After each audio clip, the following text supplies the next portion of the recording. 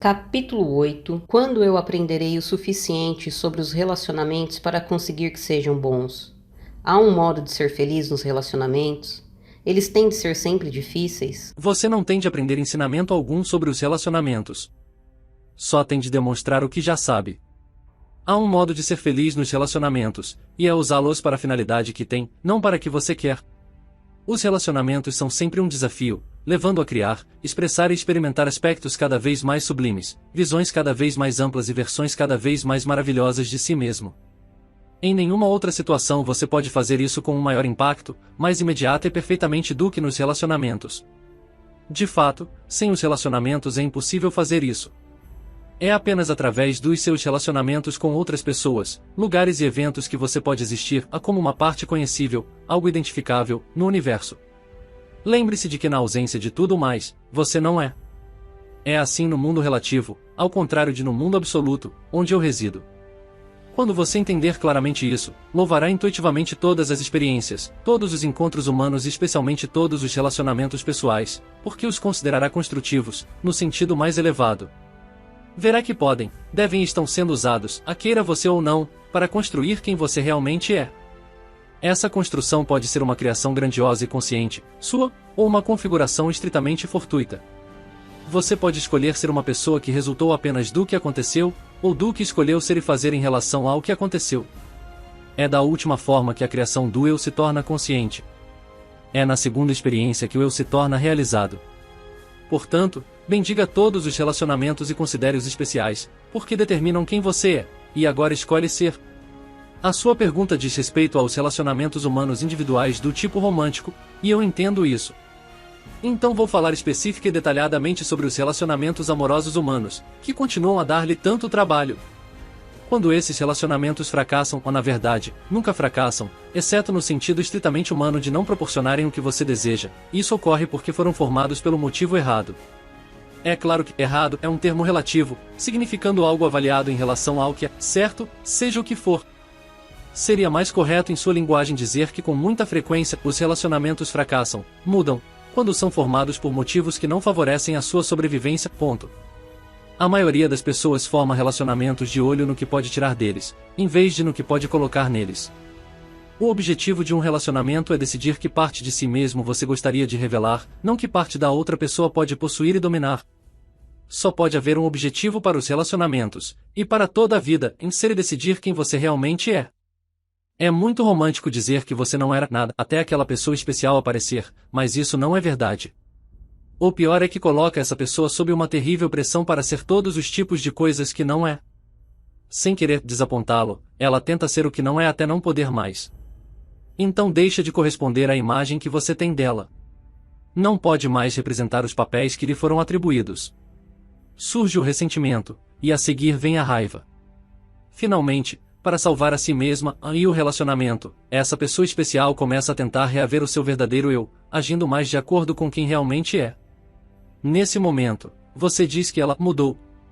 É muito romântico afirmar que agora que essa pessoa especial entrou em sua vida você se sente completo. Contudo, o objetivo do relacionamento não é ter alguém que possa completá-lo, mas ter alguém com quem você possa partilhar a sua integralidade. Esse é o paradoxo de todos os relacionamentos humanos.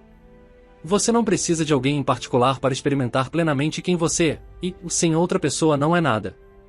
Isso é o mistério, a maravilha, a frustração e a alegria da experiência humana. Exige uma compreensão profunda e uma disposição total de viver dentro desse paradoxo de um modo que faz sentido.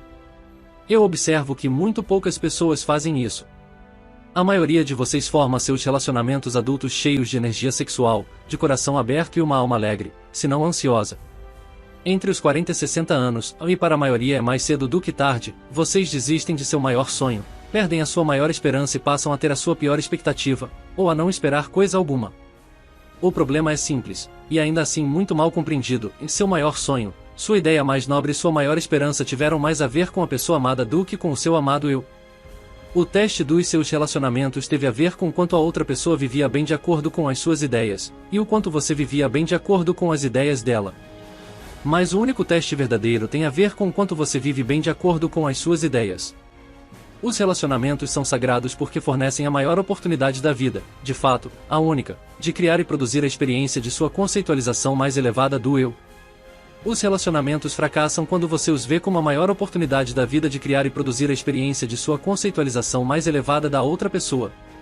Deixe cada pessoa no relacionamento se preocupar com o seu eu underline, com o que está sendo, fazendo, tendo, desejando, pedindo, dando, procurando, criando e experimentando, e todos os relacionamentos servirão muito bem ao seu objetivo e aos seus participantes. Deixe cada pessoa no relacionamento se preocupar não com a outra, mas apenas consigo mesma. Esse parece ser um ensinamento estranho, porque foi-lhe dito que na forma mais sublime de relacionamento, uma pessoa se preocupa apenas com a outra. Mas eu lhe digo que seu enfoque na outra pessoa, sua obsessão por ela, é o que faz o relacionamento fracassar. O que a outra pessoa está sendo? O que está fazendo? O que está tendo? O que está dizendo? Querendo? Exigindo? O que está pensando? Esperando? Planejando? O mestre compreende que não importa o que a outra pessoa está sendo, fazendo, tendo, dizendo, querendo, exigindo, pensando, esperando e planejando. Só importa o que você está sendo em relação a isso. A pessoa mais amorosa é aquela que é egocêntrica. Esse é um ensinamento radical. Não se você o observar cuidadosamente. Se você não puder amar a si mesmo, não poderá amar alguém. Muitas pessoas cometem o erro de tentar amar a si mesmas através do amor por alguém. É claro que elas não percebem que estão fazendo isso. Esse não é um esforço consciente. É o que acontece na mente. Nos recônditos da mente. No que você chama de subconsciente. Elas pensam, se eu puder apenas amar outras pessoas, elas me amarão. Então serei digno de amor, e poderei amar a mim mesmo. Ocorre o oposto com muitas pessoas que se odeiam porque acham que ninguém as ama. Isso é uma doença, é quando as pessoas estão realmente doentes de amor, porque a verdade é que elas de fato são amadas. Mas isso não importa. Não importa quantos digam que as amam, isso não basta. Em primeiro lugar, elas não acreditam em você. Acham que está tentando manipulá-las com algum objetivo. Como você poderia amá-las pelo que realmente são? Não. Algo deve estar errado. Você deve estar querendo alguma coisa. O que quer? Elas tentam descobrir como alguém poderia de fato amá-las. Então não acreditam em você, e tentam fazê-lo provar o seu amor. Você tem de provar que as ama. Como prova de que as ama, elas podem pedir-lhe para começar a mudar o seu comportamento. Em segundo, se elas finalmente chegarem a um ponto em que conseguem acreditar que você as ama, começarão imediatamente a se perguntar por quanto tempo poderão conservar o seu amor. Então, para conservá-lo, começam a mudar o seu comportamento. Por isso, duas pessoas literalmente se perdem em um relacionamento. Elas o formam esperando se encontrar, e em vez disso se perdem. Essa perda do eu em um relacionamento é a principal causa da amargura em uniões desse tipo. Duas pessoas se unem em uma parceria esperando que o todo seja mais do que a soma das partes, apenas para descobrir que é menos. Elas se sentem menos do que quando eram solteiras. Menos capazes, menos excitantes, menos atraentes, menos alegres e menos satisfeitas. Isso é porque elas são menos. Deixaram de ser quase tudo o que são para estar, e permanecer, no relacionamento. O objetivo dos relacionamentos nunca foi esse. Contudo, é assim que eles são experimentados por mais pessoas do que você poderia imaginar. Por quê? Por quê? Porque as pessoas se esqueceram do objetivo dos relacionamentos, ou se é que algum dia souberam qual era. Quando uma pessoa deixa de ver a outra como uma alma sagrada em uma jornada sagrada, não pode ver o objetivo, o motivo por trás de todos os relacionamentos. A alma foi para o corpo, e este ganhou vida, com o objetivo de evolução. Você está evoluindo, tornando-se alguma coisa. E está usando o seu relacionamento com tudo para decidir o que está se tornando. Foi para realizar esse trabalho que você veio ao mundo. Esta é a alegria de criar e conhecer o eu, tornar-se conscientemente o que deseja ser. É o que significa ter consciência de si mesmo. Você levou o seu eu para o mundo relativo a fim de ter os meios para experimentar quem realmente é. Quem você é quem você se torna em relação a todo o restante do mundo. Seus relacionamentos pessoais são os elementos mais importantes nesse processo. Portanto, são sagrados. Não tem praticamente nada a ver com as outras pessoas, porém, como envolvem terceiros, eles têm tudo a ver com elas. Essa é a dicotomia divina. Esse é o círculo fechado. Portanto, não é um ensinamento tão radical dizer, benditos sejam os egocêntricos, porque eles conhecerão a Deus. Poderia não ser um objetivo tão ruim em sua vida conhecer a parte mais elevada do seu eu, e permanecer centrado nela. Por isso, o seu primeiro relacionamento deve ser com o seu eu. Antes de tudo, deve aprender a honrar e amar a si mesmo. Você deve reconhecer a sua dignidade e santidade antes de reconhecer a dignidade e santidade das outras pessoas. Se colocar o carro diante dos bois, como a maioria das religiões lhe pede que faça, e reconhecer a santidade de outra pessoa antes da sua, um dia se ressentirá disso. Se há uma coisa que nenhum de vocês pode tolerar é ser superado em santidade. Contudo, suas religiões os forçam a considerar outras pessoas mais santas do que vocês. E então fazem isso, durante algum tempo. Depois as crucificam. Vocês crucificaram-a de um modo ou outro, todos os meus mestres, não apenas um. E o fizeram não porque eles eram mais santos do que vocês, mas porque imaginaram que eram. Todos os meus mestres transmitiram a mesma mensagem. Não, eu sou mais santo do que vocês, mas vocês são tão santos quanto eu. Essa foi a mensagem que vocês não conseguiram ouvir, a verdade que não conseguiram aceitar. E é por isso que nunca conseguem amar verdadeira e puramente uns aos outros. Nunca amaram verdadeiramente e puramente a si mesmos. E então eu lhe digo isto, centre-se agora e sempre em seu eu. Veja o que está sendo, fazendo e tendo em todos os momentos, não o que está acontecendo com as outras pessoas. Não é na ação das outras pessoas, mas em sua reação, que você encontrará a sua salvação. Eu sei, mas isso de algum modo nos deixa a impressão de que não deveríamos nos preocupar com o que as outras pessoas nos fazem nos relacionamentos. Elas podem ter qualquer atitude e desde que mantenhamos o nosso equilíbrio, nos centremos em nós mesmos e consideremos o que é importante, nada nos poderá afetar. Mas as outras pessoas realmente nos afetam. Às vezes, os seus atos realmente nos magoam. É quando surge a mágoa nos relacionamentos que eu não sei o que fazer. É muito difícil dizer, deixe isso para lá, faça com que este fato não signifique alguma coisa para você. Mas eu realmente fico magoado com as palavras e os atos das outras pessoas nos relacionamentos. Chegará o dia em que não ficará. Esse será o dia em que compreenderá, e tornará real, o verdadeiro significado dos relacionamentos, a verdadeira razão de sua existência. É porque você se esqueceu do que os relacionamentos significam que reage assim. Mas não faz mal. Isso é parte do processo de crescimento, da evolução. É o trabalho da alma que você é capaz de fazer em um relacionamento, contudo isso envolve uma profunda compreensão, uma grande lembrança. Até você se lembrar disso e então lembre-se também de como usar o relacionamento como um meio de criação do eu, deve trabalhar no nível em que se encontra. O nível da compreensão, boa vontade e lembrança. E, portanto, há iniciativas que você pode ter quando reage com sofrimento e magia ao que a outra pessoa está sendo, dizendo ou fazendo. A primeira é admitir honestamente para si mesmo e para ela como está se sentindo. Muitos de vocês têm medo de fazer isso, porque acham que os fará parecer ruins. Em algum lugar em seu íntimo, você percebe que provavelmente é ridículo sentir-se assim.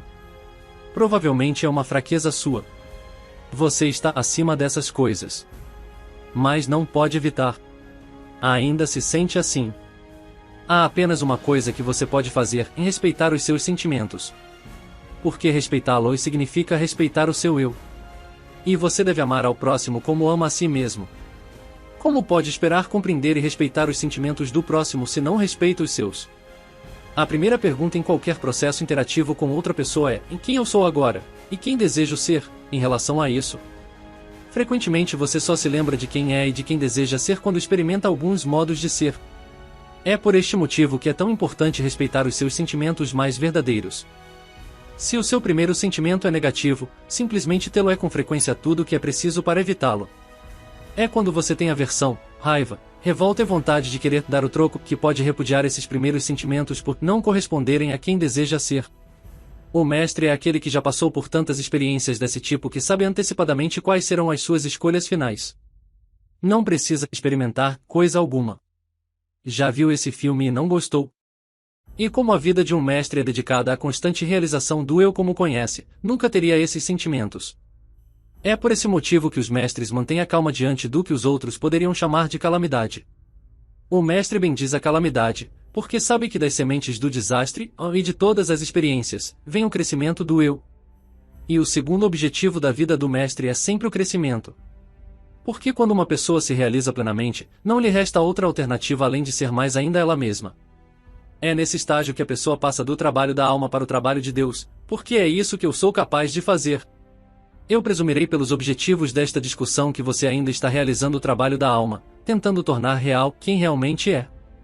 A vida lhe dará, ou eu lhe darei, muitas oportunidades de criar-se. Lembre-se de que a vida não é um processo de descoberta, mas de criação. Você pode criar repetidamente quem é. De fato, o faz todos os dias. Contudo, do modo como a situação está agora, nem sempre tem a mesma reação.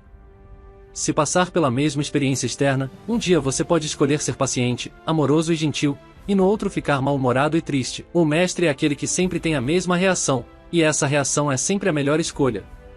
Nisso o mestre é totalmente previsível. O discípulo, ao contrário, é totalmente imprevisível. Pode-se dizer como alguém está se saindo no caminho para a mestria observando quão previsivelmente faz a melhor escolha reagindo a qualquer situação. É claro que isso leva à pergunta, qual é a melhor escolha? Eis uma pergunta que foi feita por filósofos e teólogos desde o início dos tempos. Se você deseja realmente saber a resposta, aí está a caminho da mestria. Porque ainda é verdade que a maioria das pessoas continua a se fazer outra pergunta. Não qual é a melhor escolha, mas qual é a mais vantajosa, ou como posso perder menos. Quando se vive tendo um ponto de vista de controle de dano ou vantagem máxima, o verdadeiro benefício da vida é perdido. A oportunidade e a chance são perdidas. Porque uma vida assim é uma vida com medo, e essa vida conta uma mentira a respeito. Porque você não é medo, é amor. Amor que não precisa de proteção, que não pode ser perdido.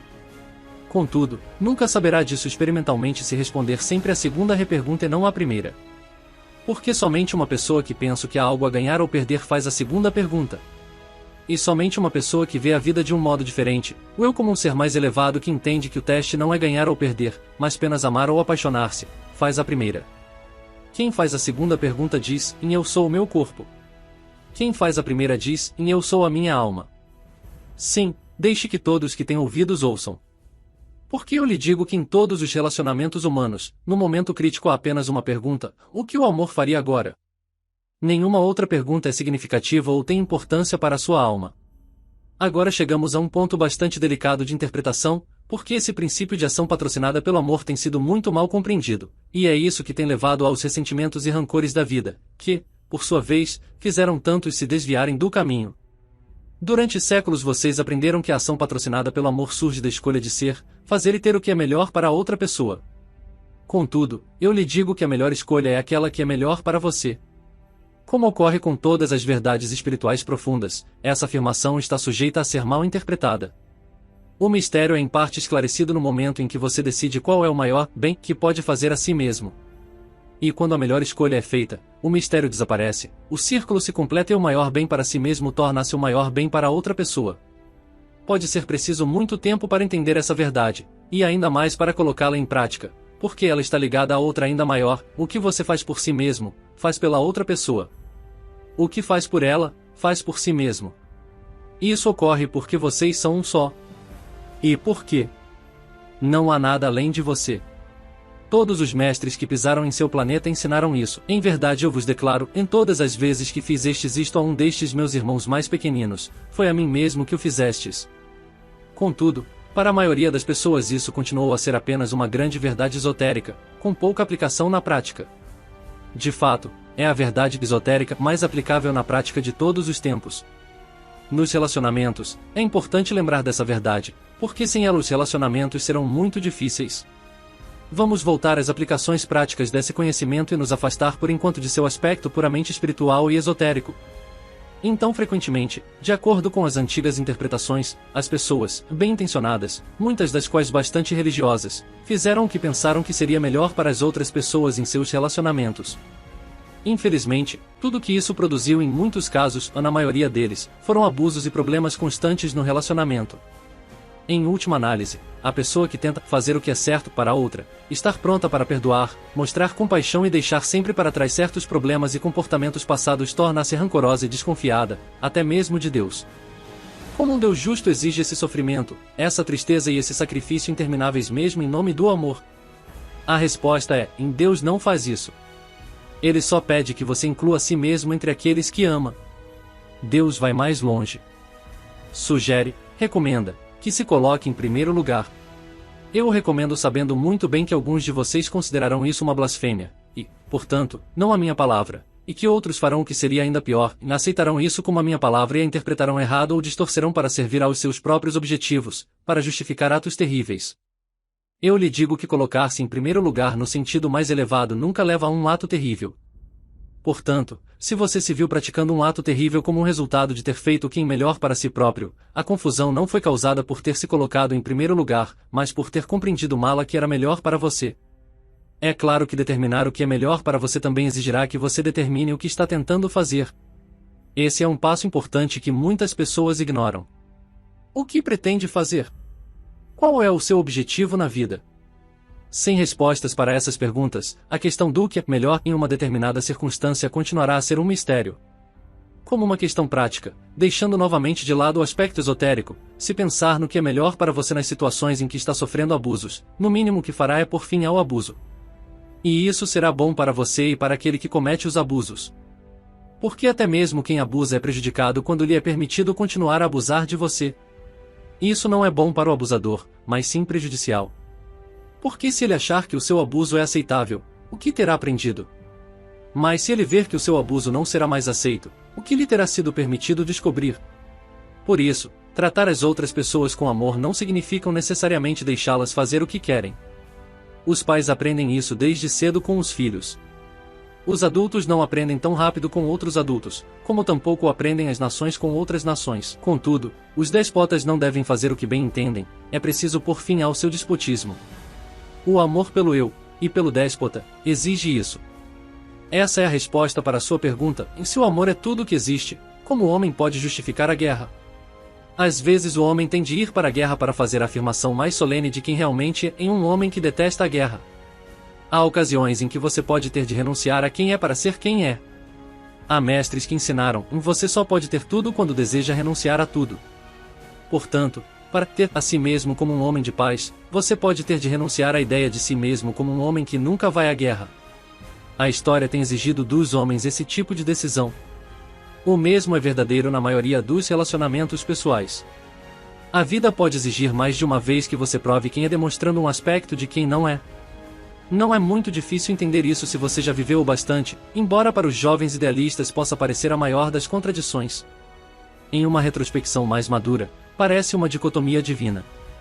Nos relacionamentos, isso não significa que se você está sendo magoado, tem de dar o troco. O mesmo pode ser dito nos relacionamentos entre nações.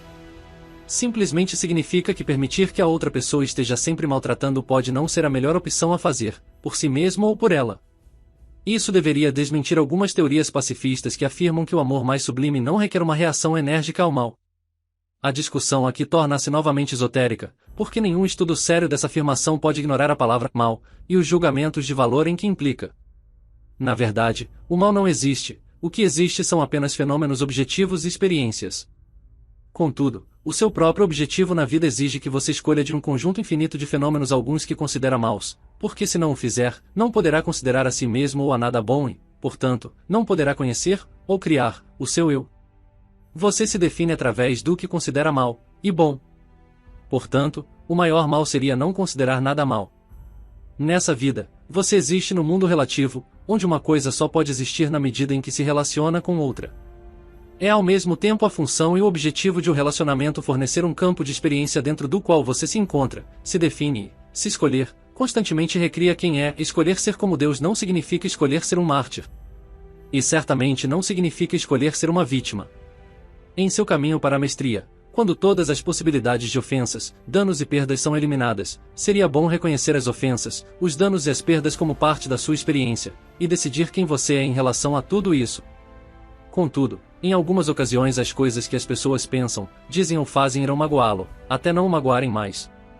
O que o levará mais rapidamente de um ponto ao outro é a total sinceridade, o desejo de reconhecer e afirmar exatamente como se sente em relação a algo. Diga a sua verdade gentil, mas totalmente. Viva-a gentil, mas totalmente. Mude a sua verdade de maneira fácil e rápida quando a sua experiência lhe proporcionar uma nova lucidez. Ninguém em seu juízo perfeito, muito menos Deus, lhe diria, Quando você está magoado em um relacionamento, deixe isso para lá, faça com que não tenha significado algum para você. Se está magoado, é muito tarde para fazer com que não signifique coisa alguma. Sua tarefa agora é decidir o que realmente significa e demonstrá-lo.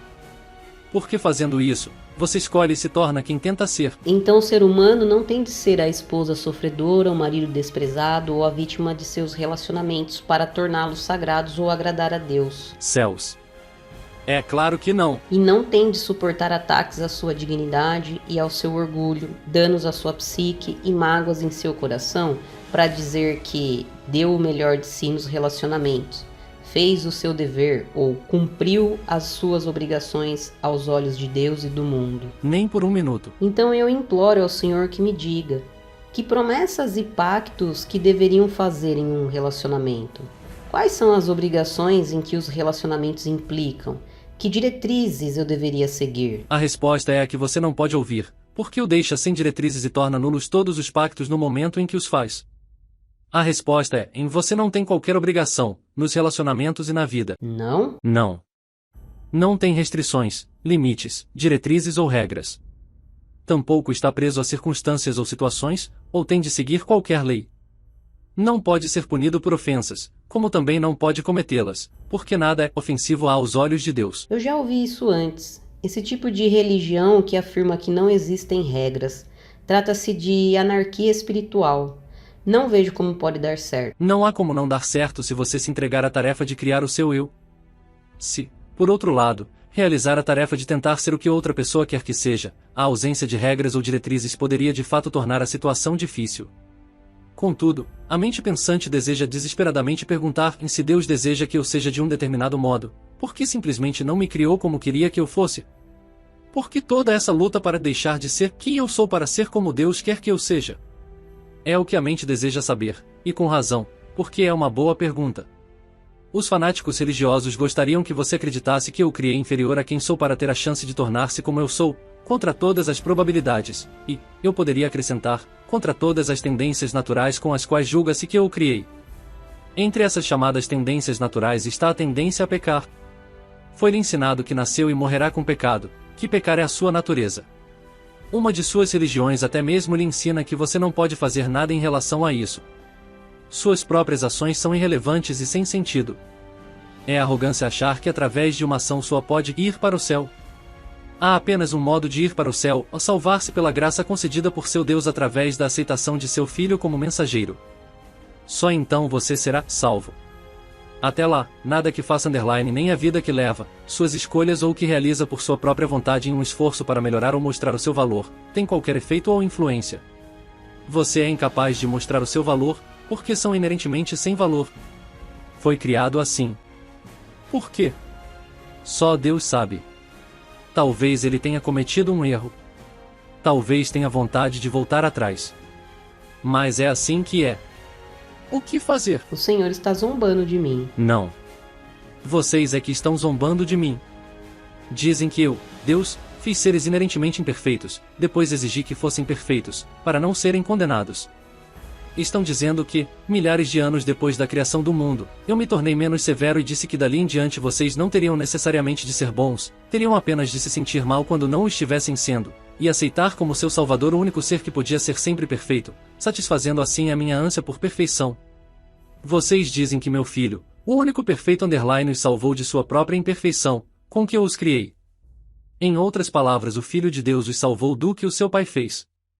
É isso que vocês, muitos de vocês, dizem que eu fiz. E agora, quem está zombando de quem? Essa é a segunda vez nesse livro que o senhor parece ter se lançado a um ataque direto ao cristianismo fundamentalista. Eu estou surpreso. Você escolheu a palavra ataque. Estou apenas me referindo a esse tema. E a propósito, o tema não é o cristianismo fundamentalista, como você o chama. É toda a natureza divina, e o relacionamento de Deus com o homem. A dúvida surge aqui porque estávamos discutindo a questão das obrigações, nos relacionamentos e na vida em si. Você não consegue acreditar em um relacionamento sem obrigações, porque não consegue aceitar quem e o que realmente é, chama uma vida de completa liberdade de anarquia espiritual. Eu a chamo de uma bela promessa divina. É apenas dentro do contexto dessa promessa que o grande plano de Deus pode ser concluído. Você não tem obrigações no relacionamento. Tem apenas oportunidades. As oportunidades, não as obrigações, são a base da religião, de toda a espiritualidade. Enquanto você pensar o contrário, não entenderá isso. O relacionamento, o seu relacionamento com todas as coisas, foi criado como seu instrumento perfeito no trabalho da alma. É por este motivo que todos os relacionamentos humanos e pessoais são sagrados. Nesse ponto, muitas igrejas têm razão. O casamento é um sacramento. Mas não devido às suas obrigações sagradas, mas à oportunidade sem igual que proporciona. Nunca faça algo em um relacionamento porque acha que é a sua obrigação. Faça-o compreendendo que é uma ótima oportunidade que está tendo de decidir e ser quem você realmente é. Eu entendo isso. Contudo, em meus relacionamentos, tenho sempre desistido quando a situação se torna difícil. O resultado é que tive vários deles, embora pensasse, quando era garoto, que teria apenas um. Não pareço saber o que é manter um relacionamento. O senhor acha que algum dia aprenderei? O que tenho de fazer para aprender? Você faz parecer que manter um relacionamento significa que foi bem-sucedido. Não confunda longevidade com um trabalho bem feito. Lembre-se de que o seu trabalho no planeta não é verificar quanto tempo pode permanecer em um relacionamento, mas decidir e experimentar quem realmente é. Isso não é uma defesa dos relacionamentos de curta duração, e tampouco há uma exigência de que os relacionamentos sejam de longa duração. Embora não haja essa exigência, os de longa duração realmente proporcionam ótimas oportunidades de crescimento mútuo, de expressão e satisfação mútuas, o que é gratificante. Eu sei. Quero dizer, sempre suspeitei disso. Então, o que eu faço para que os meus relacionamentos sejam de longa duração? Em primeiro lugar, entre em um relacionamento pelos motivos certos. Estou usando a palavra certo aqui como um termo relativo. Quero dizer certo em relação ao seu objetivo maior na vida. Como eu mencionei antes, a maioria das pessoas entra nos relacionamentos pelos motivos errados, para pôr fim à solidão, preencher um vazio, ser amadas ou ter alguém para amar, e esses são alguns dos melhores motivos. Outras o fazem para massagear o ego, acabar com a depressão, melhorar a vida sexual, recuperar-se de um relacionamento anterior ou, acredite ou não, para livrar-se do tédio. Nenhum desses motivos trará bons resultados, e a menos que algo mude totalmente ao longo do caminho, o relacionamento também não dará certo. Eu não entrei em meus relacionamentos por nenhum desses motivos. Eu não afirmaria isso. Não creio que você saiba por que entrou em seus relacionamentos. Não creio que tenha pensado sobre este assunto dessa forma. Acho que você não entrou em seus relacionamentos com um propósito, mas porque apaixonou-se. É isso mesmo. E eu não creio que você tenha parado para pensar em por que apaixonou-se. A que estava reagindo? Que necessidades estavam sendo satisfeitas? Para a maioria das pessoas, o amor é uma reação a necessidades satisfeitas.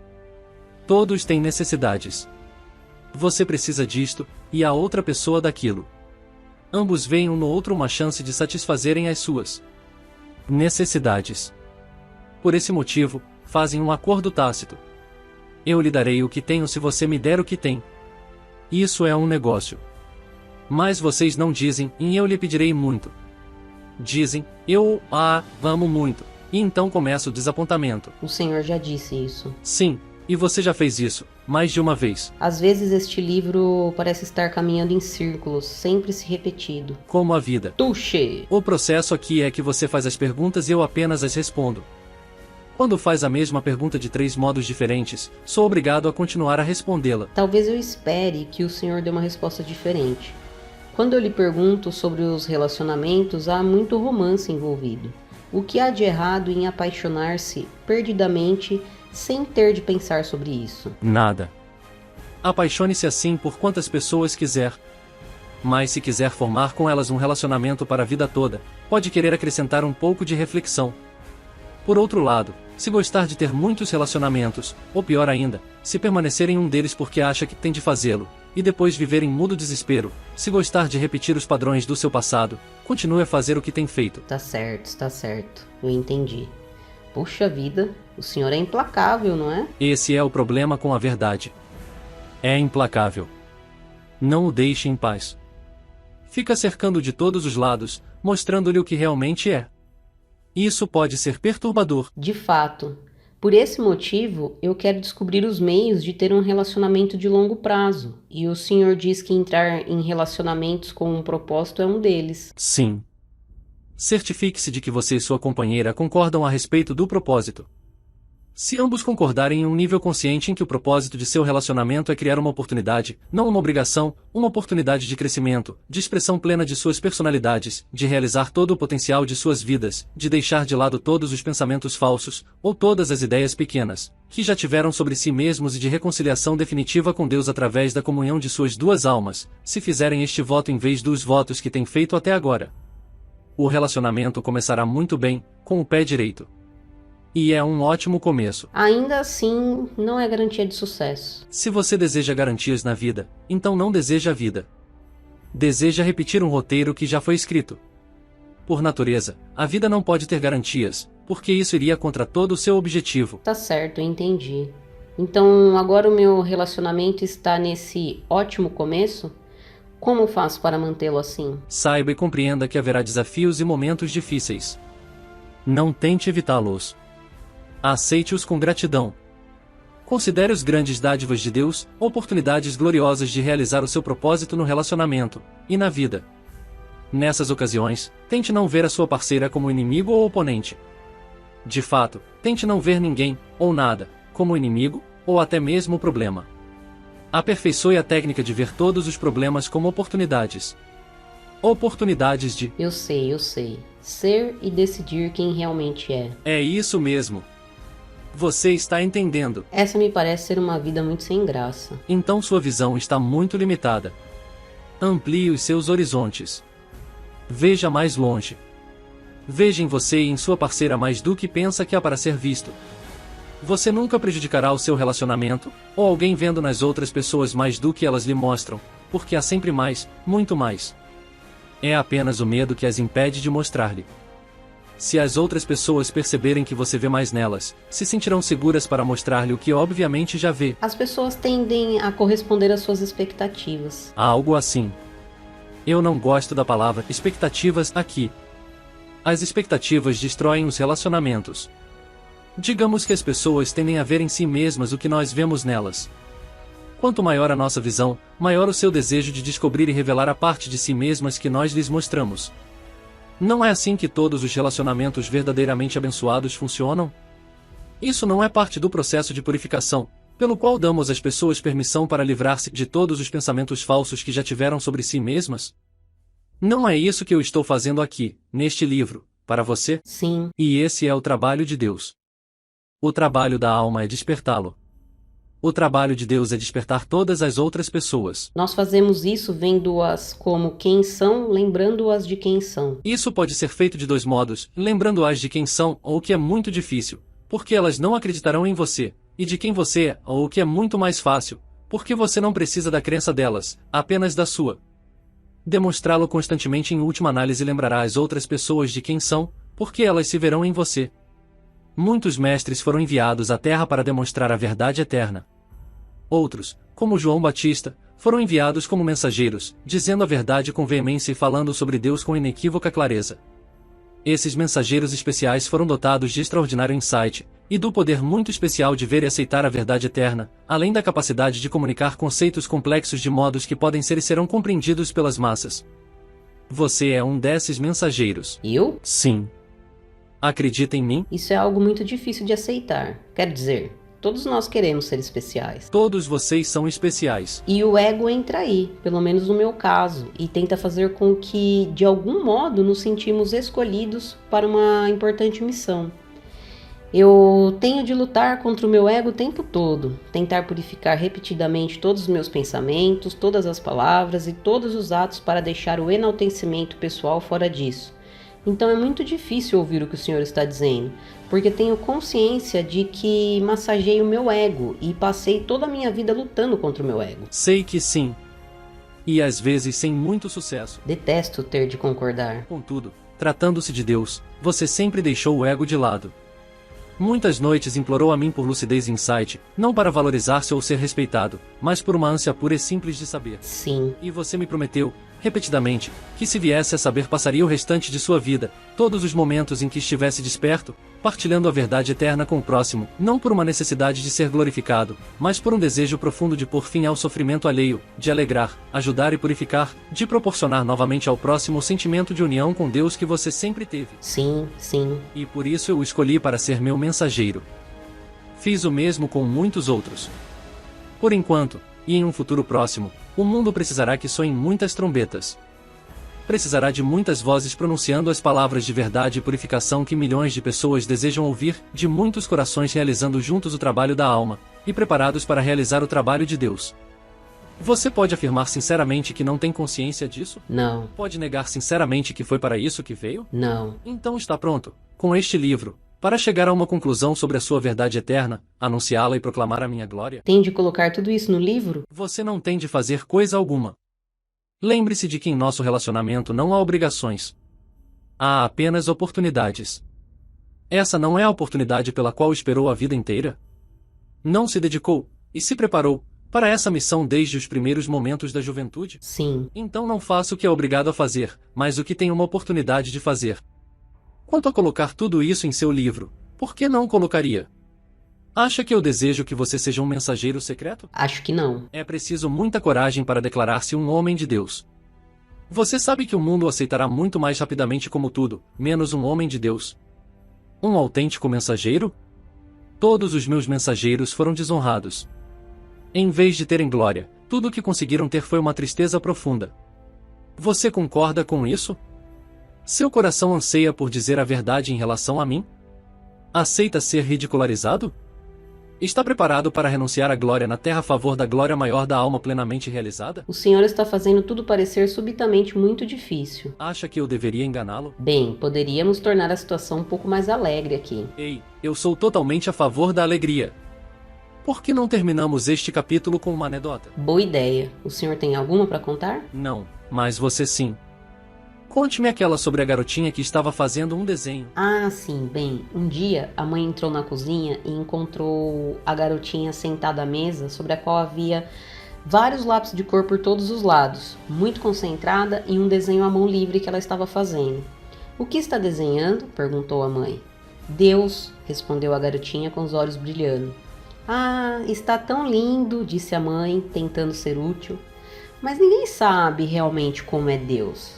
Bem, disse entusiasmada a garotinha, se você ao menos me deixar terminar. Essa é uma bela anedota. Você sabe o que é mais belo? A garotinha nunca duvidou que sabia exatamente como me desenhar. Sim, Agora eu vou lhe contar outra, e com isso terminaremos este capítulo. está bem. Certa vez, existiu um homem que subitamente se viu passando várias horas por semana escrevendo um livro. Todos os dias ele corria para o bloco e a caneta, às vezes no meio da noite, para registrar cada nova inspiração. Finalmente, alguém lhe perguntou o que estava fazendo. Ah, respondeu ele, estou colocando no papel uma longa conversa que estou tendo com Deus. Isso é ótimo, disse o amigo. Mas ninguém sabe realmente o que Deus diria. Bem, disse o homem sorrindo, se você ao menos me deixar terminar,